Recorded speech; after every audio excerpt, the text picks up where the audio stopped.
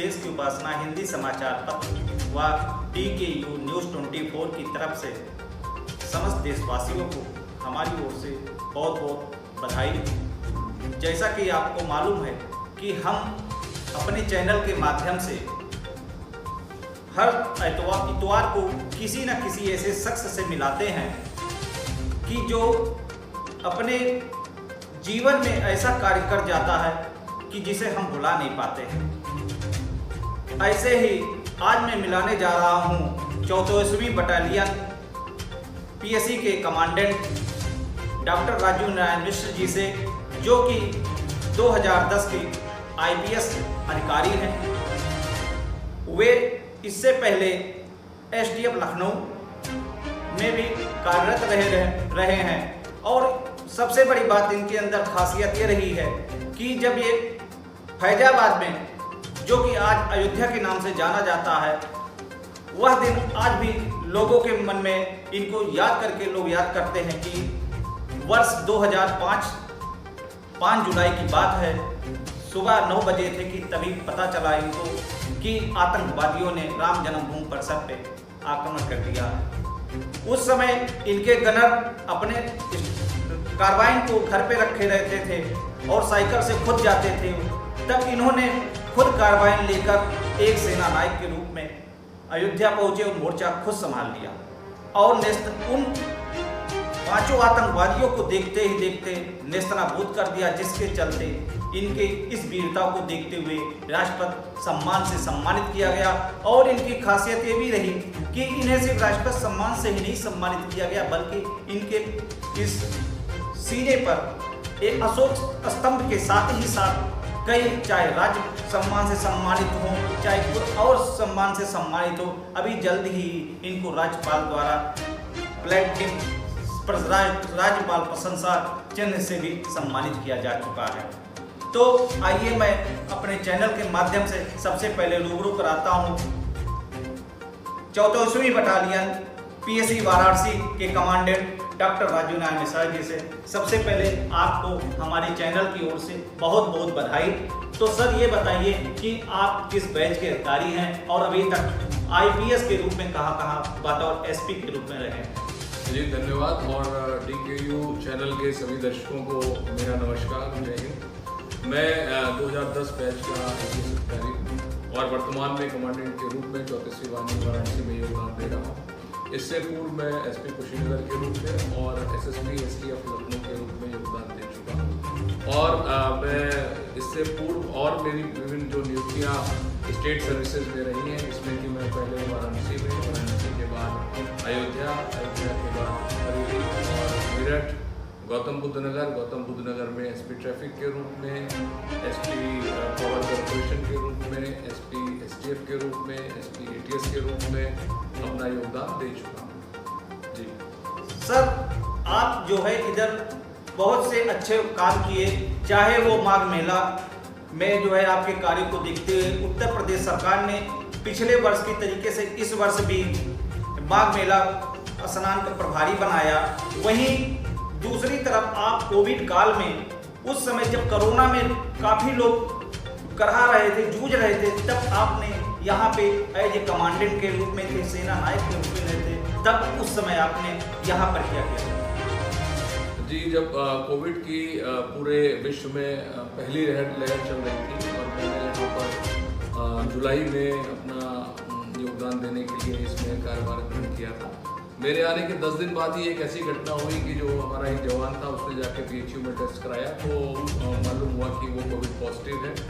उसके बाद चूँकि आप सभी जानते हैं कि PSC में जो सारे जवान ग्रुप में बैरकों में रहते हैं, साथ साथ रहते हैं, कॉमन मेस में खाना खाते हैं, कॉमन मेस में टॉयलेट्स जाते हैं, तो संक्रमण का खतरा बहुत अधिक था। और उसको देखते हुए जब कॉन्टैक्ट ट्रेसिंग कराने के लिए मैंने CMO के माध्यम से अपनी बटालियन में ही कैंप ऑर्गेनाइज कराए, तो पाया कि एक बड़ी संख्या में लोग कोविड संक्रमित थे और लगभग 46 लोग, 30 उसमें हमारे जवान थे, 16 उनके परिवारीजन थे, 46 लोग जो है वो आइडेंटिफाई होकर हमारे परेड ग्राउंड में बैठे हुए थे।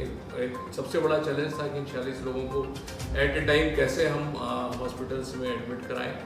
यद्यपि उस वक्त होम आइसोलेशन जो है वो परमिसेबल नहीं था, इसलिए हम उनको घर भी नहीं भेज सकते थे और ये उचित भी नहीं था कि वो चूँकि यहाँ पर उनके घर नहीं थे, वो तो यहाँ पर पोस्टेड थे, अपना योगदान दे रहे थे ऐसे संक्रमित कर्मी, तो उनको घर भेजना भी एक बड़ा चैलेंज था कि कैसे वाहन से भेजें, जिससे कि जिस वाहन से भेजें उनके ड्राइवर संक्रमित ना हो, वहाँ पर जाने पर उनके घर वाले संक्रमित ना हो। तो उसी को देखते हुए हमारा हॉस्पिटल जो बटालियन में एक ओपीडी संचालित होती है, उस ओपीडी को हम लोगों ने रातों रात एक L1 हॉस्पिटल में विकसित किया। उस हॉस्पिटल में मैक्सिमम कैपेसिटी में बेड हम लोगों ने डाले, वहाँ पर मेडिसिन के अरेंजमेंट किए, immediately portable oxygen cylinders arrange किए, मेडिसिन अरेंज की और उन सारे जो हमारे जवान थे उसको हम लोगों ने अपने बटालियन की ओपीडी कन्वर्टेड L1 हॉस्पिटल में हम लोगों ने रखा। एम्बुलेंस हमारे पास थी, उसकी व्यवस्था रखी, अगर कोई इमरजेंसी ऐसी पड़ती है कि उसको और अधिक गंभीर स्थिति होती है जो कि हम यहाँ नहीं कर सकते। एक डॉक्टर अंबुज गुप्ता है, उनकी हम लोगों ने मदद ली, उन्होंने बहुत योगदान दिया और एक पूरी हम लोगों ने एक सिस्टम इवॉल्व किया कि कैसे उनको फूड सर्व होगा, कैसे वेस्ट डिस्पोजल करेंगे, कैसे, अब चूँकि वो हॉस्पिटल था केवल एक ही वहाँ पर टॉयलेट था, कैसे हम लोगों ने उस बिल्डिंग के साथ अटैच टॉयलेट्स बनाए, वाटर टैंक्स उसमें ऊपर हम लोगों ने ऐड ऑन किए, उन सारी चीज़ों को माइक्रो लेवल पे करके उन सभी जवानों को ट्रीटमेंट दिया।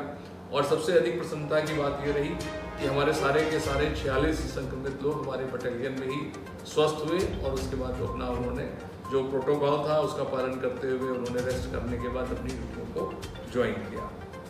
जैसा कि आपने बताया कि बटालियन जबकि एक बहुत छोटा था, लेकिन इससे कई गुना करोड़ों की भीड़ प्रयाग माघ मेले में आती है और अब के साल से मीन्स 2022 से पहले 2021 में सेकेंड वेव चल रहा था।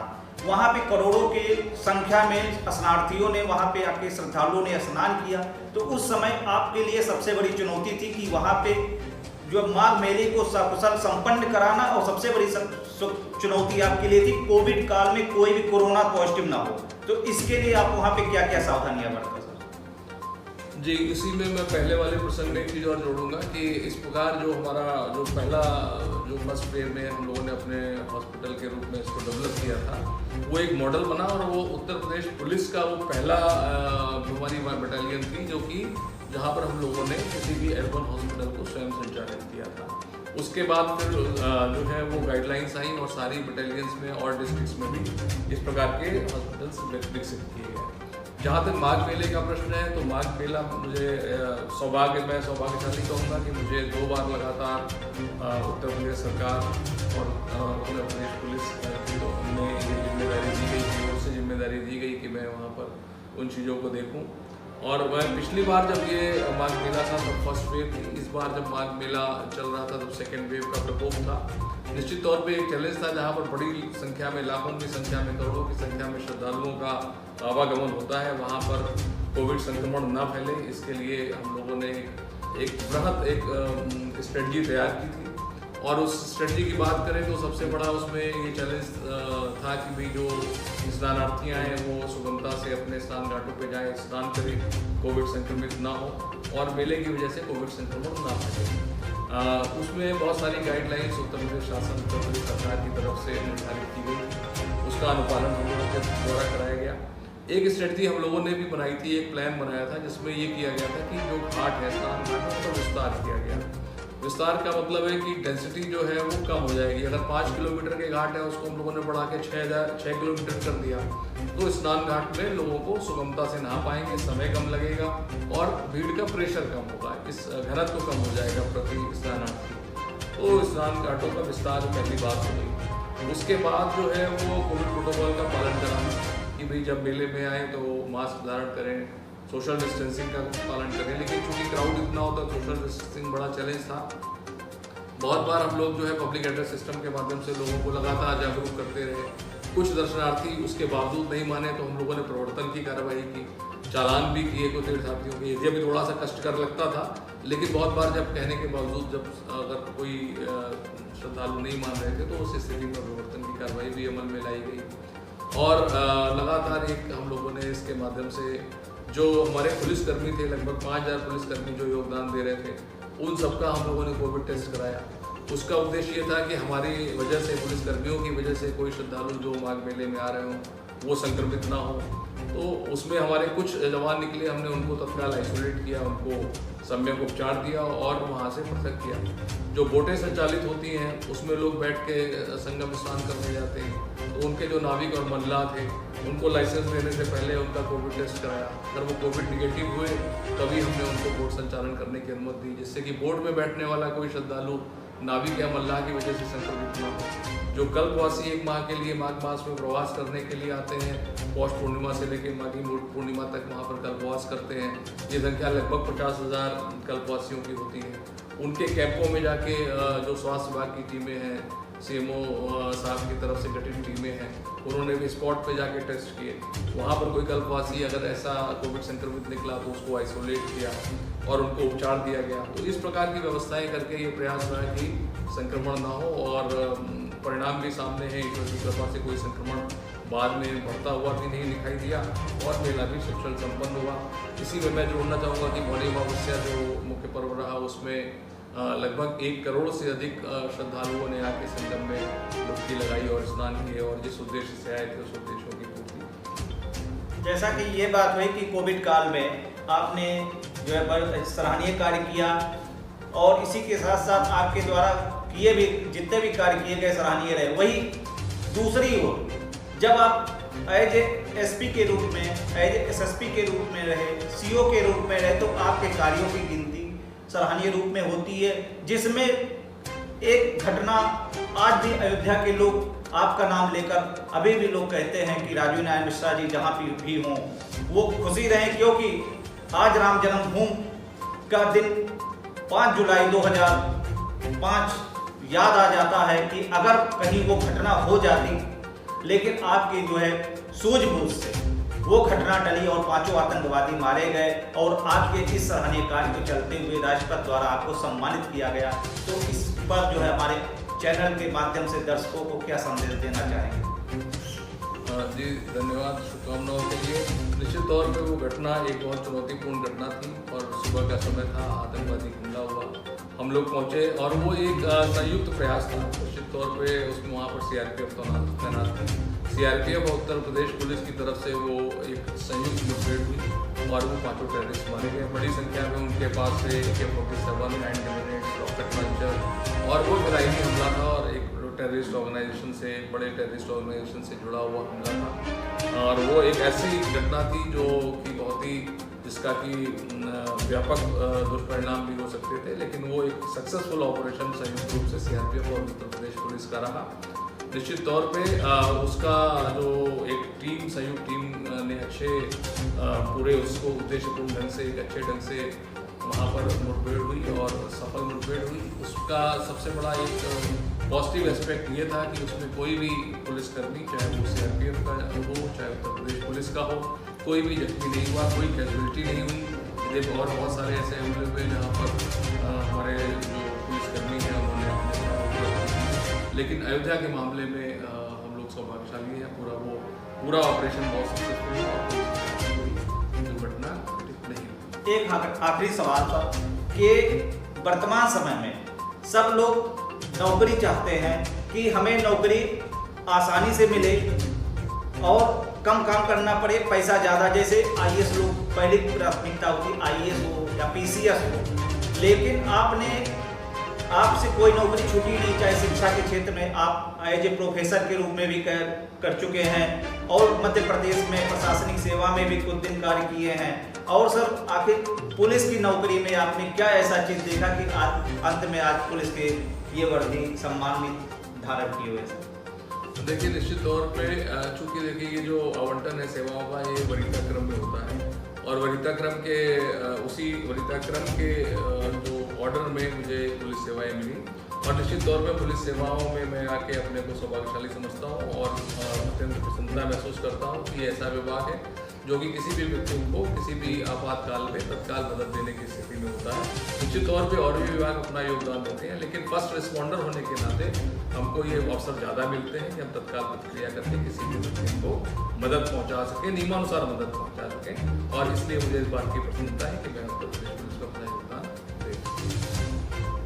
जैसा कि अभी IPS डॉक्टर राजीव नारायण मिश्रा जी, सेना नायक 14वीं बटालियन वाराणसी के कमांडेंट ने बताया कि जो है पुलिस शब्द ही ऐसा है कि अगर समाज का कोई भी व्यक्ति समाज से ठुकराया हुआ हो तो वो पीड़ित व्यक्ति अगर किसी के पास आता है तो सबसे पहले पुलिस के पास आता है, क्योंकि वो हमारा सबसे पहले वही हमारी मदद करेगा।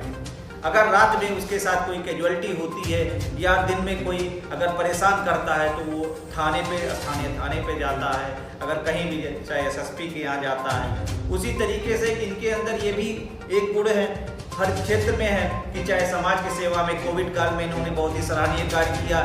उत्तर प्रदेश शासन में जो जितने भी दायित्व दिए गए, चाहे आपके माघ मेला और कुंभ मेला का भी दायित्व बढ़िया से तरीके से निभाया। इसके साथ ही साथ इन्होंने जो अच्छे तरीके से इस बार करोड़ों की भीड़ जो पूर्णिमा के मौनी अमावस्या के दिन उमड़ी, उसको भी कोविड काल में बहुत अच्छे तरीके से निभाया। कुल मिला के डॉक्टर राजीव नारायण मिश्रा जी ने इतने अच्छे कार्य किए कि इनके छवि के बारे में बताने की जरूरत नहीं है, जो कि इनके स्तंभ और इनके द्वारा जो इनके सीने पे चमकते सितारे खुद पुरस्कार बता रहे हैं कि चाहे राज्यपाल से लेकर राष्ट्रपति तक इनको पुरस्कार से सम्मानित किया गया है।